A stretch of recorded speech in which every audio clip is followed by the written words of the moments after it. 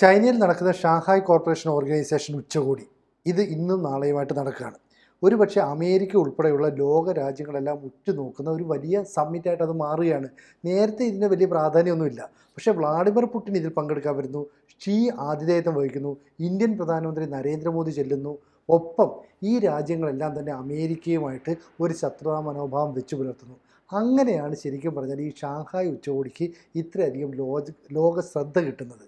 ഇതിലൂടെ ഒരു തീരുമാനം ഉരുത്തിരിഞ്ഞു വരുമോ? കുറച്ച് നാളുകളായിട്ട്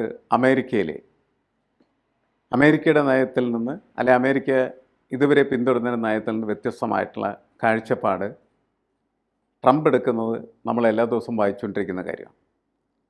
ട്രംപ് ഉണ്ടാക്കിയ ഇമ്പാക്റ്റ് എന്ന് പറയുന്നത് അപ്രതീക്ഷിതമായിട്ടുള്ള ഒന്നാണ് എന്നാണ് നമ്മൾ മനസ്സിലാക്കേണ്ടത്. അതിൻ്റെ ഒരു ഇമ്പാക്റ്റാണ് ഇപ്പോൾ ഷാങ്ഹായിൽ നമ്മൾ കാണുന്നത്. കാരണം ഇത് കുറേയധികം വർഷമായി, എനിക്കൊന്ന് 2001 ആരംഭിച്ചതെന്ന് തോന്നുന്നു. അത് കഴിഞ്ഞ് ഇത്രയും വർഷങ്ങളായിട്ട് ഇത്തരത്തിലുള്ളൊരു പ്രാധാന്യം ആ സമ്മേളനത്തിന് ഉണ്ടായിരുന്നില്ല എന്നുള്ളതാണ്. ഈ വർഷം അതിന് അതിവിപുലമായിട്ടുള്ള ഒരു പ്രാധാന്യം കൈവന്നിരിക്കുന്നു. മാത്രമല്ല അതിന് ക്രിയേറ്റീവായിട്ട് കുറേ കാര്യങ്ങൾ ചെയ്യാനായിട്ട് കഴിയുമെന്ന് ലോകം കരുതുകയും ചെയ്യും. എന്താണ് ഇതിൻ്റെ അകത്ത് പ്രധാന സംഭവം? ഒന്നെന്താണെന്ന് വെച്ചാൽ വടക്കിനെതിരെ എന്ന് പറഞ്ഞാൽ അമേരിക്കയ്ക്കെതിരെ, അമേരിക്ക അടക്കമുള്ളതായിട്ടുള്ള യൂറോപ്യൻ കക്ഷികൾക്കെതിരെ തെക്ക് ഒരു ഗ്ലോബൽ സൗത്ത് എന്ന നിലക്ക് വലിയൊരു ചേരി രൂപീകരിക്കപ്പെടുകയാണ് ചെയ്യുന്നത്. ആ ചേരിയുടെ നായകത്വം എന്ന് പറയുന്നത് ഇന്ത്യയുടെയും ചൈനയുടെയും റഷ്യയുടെയും ഷോൾഡറിലെത്തുന്ന ഒരു സ്ഥിതിയാണ് ഇപ്പോൾ നമ്മൾ കാണുന്നത്. ഇവർ മൂന്നുപേരും ഒരുമിച്ച് ചേരുന്നതോടുകൂടി ലോകത്തിൻ്റെ ഇതുവരെയുള്ള ഒരു ഓർഡർ, ഒരു ക്രമം എന്ന് പറയുന്നത് അത് അട്ടിമറിക്കപ്പെടുന്നു എന്നുള്ളതാണ് ഇതിൻ്റെ പ്രാധാന്യം. എന്നുവെച്ചാൽ നമ്മളും അതേപോലെ തന്നെ ലോകത്തുള്ള എല്ലാ മനുഷ്യരും കുറച്ച് കാലങ്ങൾക്ക് മുമ്പ് ലോകത്തെ വീക്ഷിക്കുന്നത് അമേരിക്കയുടെ ഒരു കാഴ്ചപ്പാടിൽ നിന്നാണ്, അമേരിക്കയുടെ ഒരു കോണിൽ നിന്നാണ്, അമേരിക്കയെ കേന്ദ്രീകരിച്ചാണ്. കാരണം ഇന്നത്തെ ലോകം ഏകധ്രുവ ലോകമാണ്. അതിൻ്റെ നെടുനായകത്വം അമേരിക്കയ്ക്കാണ്. മറ്റുള്ള രാഷ്ട്രങ്ങൾ അമേരിക്ക എടുക്കുന്ന നിലപാടുകൾക്കനുസരിച്ച് പ്രതികരിക്കാൻ മാത്രം പ്രാപ്തിയുള്ള രാഷ്ട്രങ്ങൾ എന്ന നിലക്കാണ് ലോകം ആകെ കണ്ടുകൊണ്ടിരുന്നത്. ആ കാഴ്ചയാണ് ഇവിടെ അട്ടിമറിക്കപ്പെടുന്നത്. ഇനി നിങ്ങളങ്ങനെ കാണേണ്ടതില്ല. പുതിയ ഒരു ശാക്തിക ചേരി രൂപം കൊള്ളാൻ പോകുന്നു. ഷാങ്ഹായ് കോൺഫറൻസിൻ്റെ ഒരു പ്രത്യേകത യഥാർത്ഥത്തിൽ അതായി മാറുന്നു എന്നാണ് ഞാൻ മനസ്സിലാക്കുന്നത്. അപ്പോൾ ഈ സമ്മേളനം കഴിയുമ്പോൾ ചിലപ്പോൾ ഇതുവരെയും ആരും പ്രതീക്ഷിക്കാത്ത തരത്തിലുള്ള ഒരു സഖ്യം രൂപം കൊള്ളും. ആ സഖ്യത്തിൽ പരസ്പര ശത്രുക്കളായി നിൽക്കുന്ന ഇന്ത്യയും ചൈനയും പ്രധാനപ്പെട്ട റോളിൽ വരാൻ സാധ്യതയുണ്ട്. ഇന്ത്യയും ചൈനയും തമ്മിലുള്ള അതിർത്തി തർക്കവും മറ്റ് പ്രശ്നങ്ങളും ഒട്ടും ഇതുവരെ പരിഹരിക്കപ്പെട്ടിട്ടില്ല എന്നുള്ളത് ശരിയാണെങ്കിലും ഈ രണ്ട് രാഷ്ട്രങ്ങൾ ഒരു കാര്യം ചെയ്തു. വളരെ ഗൗരവമേറിയ സാമ്പത്തിക പ്രശ്നങ്ങൾ അമേരിക്ക സൃഷ്ടിച്ചുകൊണ്ടിരിക്കുന്ന സമയത്ത് അതിനെതിരെ കൈകോർക്കേണ്ടത് വലിയ ആവശ്യമാണെന്ന് തീരുമാനിച്ചുകൊണ്ട് നമ്മൾ തമ്മിലുള്ള ഈ ഉന്തും തള്ളും മാന്തുമൊക്കെ നമുക്ക് ഫ്രീസറിൽ വെക്കാം. നമുക്കെന്നിട്ട് ഈ ലോകത്ത് ഉയർന്നു വന്നിരിക്കുന്ന പ്രശ്നത്തെ എങ്ങനെ അഭിസംബോധന ചെയ്യാം, എങ്ങനെ പരിഹരിക്കാം എന്ന് ചർച്ച ചെയ്യാം എന്ന് പറഞ്ഞിട്ടാണ് ഷി ജിൻപിങ്ങും അതേപോലെ തന്നെ നരേന്ദ്രമോദിയും വ്ളാദിമിർ പുടിനും ഇപ്പോൾ ഇന്ന് ഷാങ്ഹായിലെത്തിയിരിക്കുന്നത്. തൊട്ട് മുമ്പ് തന്നെ ഒരു ഉഭയകക്ഷി ചർച്ച നടന്നു. ഇന്ത്യൻ പ്രധാനമന്ത്രി മോദിയും ഷിയും തമ്മിൽ ഏതാണ്ട് 50 മിനിറ്റോളം നീണ്ടുനിന്നു. ഈ ചർച്ചയിൽ പറയുന്നത് ഈ വ്യാളിയും ആനയും കൂടിയുള്ള സൗഹൃദം പുലർത്താനായിട്ട് അല്ലെ പുതുക്കാനായിട്ട് നമ്മൾ ഇരു രാജ്യങ്ങളും ശ്രമിക്കണം. അതിർത്തിയിലെ സംഘർഷങ്ങൾ പൂർണ്ണമായിട്ട് ഒഴിവാക്കണം. ഇരു രാജ്യങ്ങളും ചേർന്ന് ട്രേഡിൻ്റെ കാര്യത്തിൽ, അതായത് വ്യാവസായിക മേഖലയുടെ വളർച്ചയുടെ കാര്യത്തിൽ, അതുപോലെ തന്നെ ഇരു രാജ്യങ്ങളുടെയും അതിർത്തി സംരക്ഷിക്കുന്ന കാര്യത്തിൽ, ഇരു രാജ്യങ്ങളുടെയും ജനങ്ങളുടെ പുരോഗതിക്ക് ആവശ്യമായ കാര്യങ്ങളിലൊക്കെ നമുക്ക് ഒന്നിച്ച് പ്രവർത്തിക്കാം. അപ്പോൾ ഷീ മോദിയോട് പറയുന്നു, മോദി തിരിച്ച് ഷിയോട് പറയുന്നു, ഞങ്ങൾ നിങ്ങളുടെ എല്ലാ ഡിമാൻഡുകളും അംഗീകരിക്കുന്നുണ്ട്. നമ്മൾ ഇരു രാജ്യങ്ങളും സൗഹാർദ്ദപരമായിട്ട് പോവുകയാണെങ്കിൽ ഏതാണ്ട് 280 കോടിയോളം വരുന്ന ജനങ്ങൾക്ക് അതുകൊണ്ട് നേട്ടമുണ്ടാകും. ഇതിനോടൊപ്പം തന്നെ പുടിനും വരികയാണെങ്കിൽ അമേരിക്കയെ സംബന്ധിച്ചിടത്തോളം പിന്നീട് ഒരു കുതിച്ചുകയറ്റമോ അല്ലെങ്കിൽ ഒരു ലോക പോലീസ് എന്നുള്ള പദവിയോ ഇനി ഉണ്ടാകില്ല എന്നല്ലേ മനസ്സിലാക്കേണ്ടത്? അല്ല, അമേരിക്കയെ വെല്ലുവിളിക്കാൻ തന്നെയാണ് ഷാങ്ഹായിൽ ഇന്നത്തെ സമ്മേളനം ഉള്ളുകൊണ്ട് ആഗ്രഹിക്കുന്നത്. ആത്യന്തികമായിട്ട് അവരുടെ കാഴ്ചപ്പാടും അതുതന്നെയാണ്. കാരണം നാളെ ഈ അമേരിക്കയിൽ നിന്ന് ഇപ്പോൾ ഉയർന്നു വന്നിരിക്കുന്ന പോലെയുള്ള സമ്മർദ്ദങ്ങൾ ഒരു കാരണവശാലും ഉണ്ടാകരുത്. അതുണ്ടാകാതിരിക്കണമെങ്കിൽ ഈ മൂന്ന് രാഷ്ട്രങ്ങളും ഒരുമിച്ച് നിന്ന് അതിനൊപ്പം ചേരാൻ സാധ്യതയുള്ള സൗത്ത് ആഫ്രിക്ക, ഉം. ബ്രസീൽ, ഇറാൻ, അതൊക്കെ അതും കൂടിയൊക്കെ വരുമ്പോഴേക്കും വേണ്ടി എനിക്ക് തന്നെ ഒരു 50% ലോക ജനസംഖ്യയുടെ 50% ഇതിൻ്റെ കൂടെയാണ്. അതെ.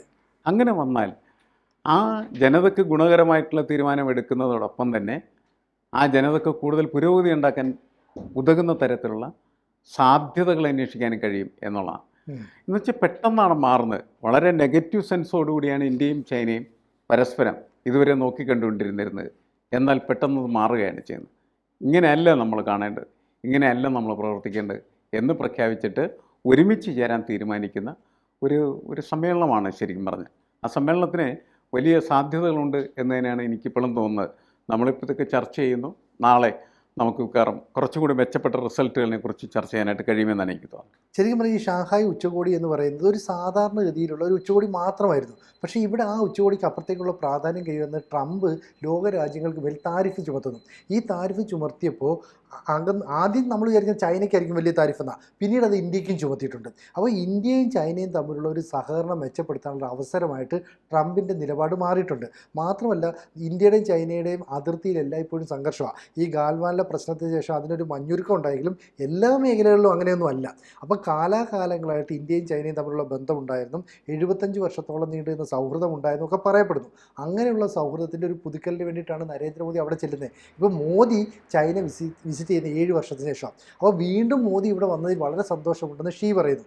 നിങ്ങൾ ഇങ്ങനെ ഒരു ഉച്ചകോടി വിജയകരമായി നടത്തുന്നതിൽ വളരെ അഭിമാനമുണ്ടെന്ന് തിരിച്ച് മോദി ഷീയെ പ്രശംസിക്കുന്നു. അപ്പോൾ അങ്ങോട്ടും ഇങ്ങോട്ടും ഈ പ്രശംസയൊക്കെ നടത്തുന്നതിൽ നിന്ന് തന്നെ നമുക്ക് വായിച്ചെടുക്കാൻ പറ്റും ഇരു രാജ്യങ്ങളും തമ്മിലുള്ള ബന്ധം ദൃഢമാക്കാനായിട്ട് പോകുന്നു. അപ്പോൾ പണ്ടത്തെ ആശങ്കകൾക്കെല്ലാം പരിഹാരമാകുമോ?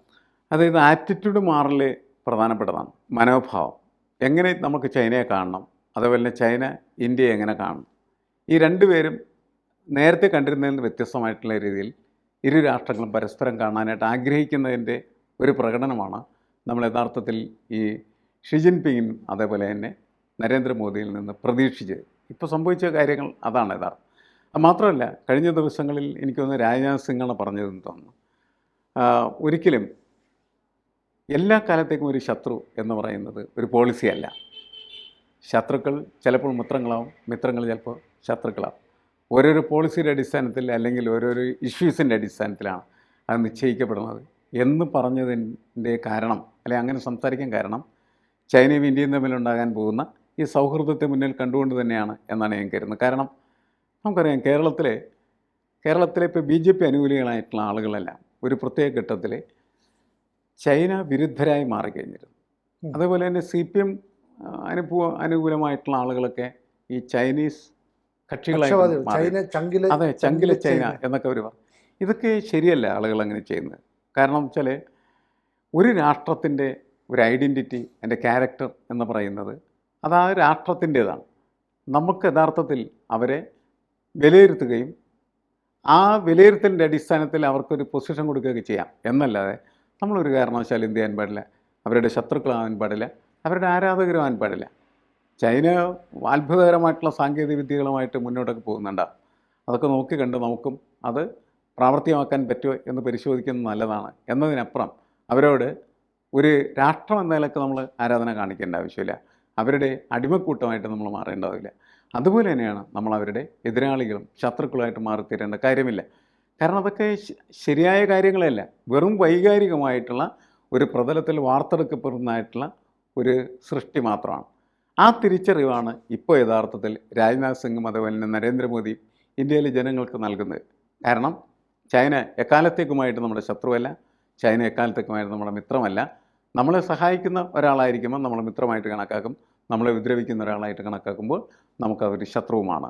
ആ ഒരു പോളിസിയാണ് ഇപ്പോൾ വന്നിരിക്കുന്നത്. അതുകൊണ്ടാണ് ഈ ഉന്തും തള്ളും മാന്തും ഒക്കെ നമുക്ക് തൽക്കാലത്തൊക്കെ എന്ത് ചെയ്യാം, മാറ്റിവെക്കാം. എന്നിട്ട് അമേരിക്ക നമുക്കുണ്ടാക്കുന്ന ഭീതിജനകമായ സമ്മർദ്ദത്തിൽ നിന്ന് പരസ്പരം നമുക്ക് സഹായിച്ചുകൊണ്ട് മുക്തി നേടാം എന്നുള്ളതാണ്. കാരണം നമുക്ക് ബദൽ മാർഗം ആവശ്യമാണ്. അമേരിക്കയിലെ പല ഉൽപ്പന്നങ്ങളും നമുക്ക് കയറ്റി അയക്കാൻ പറ്റുന്നില്ല. അപ്പോൾ അതിന് നമുക്ക് പലയിടങ്ങളിലുമായിട്ട് അമേരിക്കൻ മാർക്കറ്റിന് പകരം പെട്ടെന്നൊരു മാർക്കറ്റ് കിട്ടില്ല.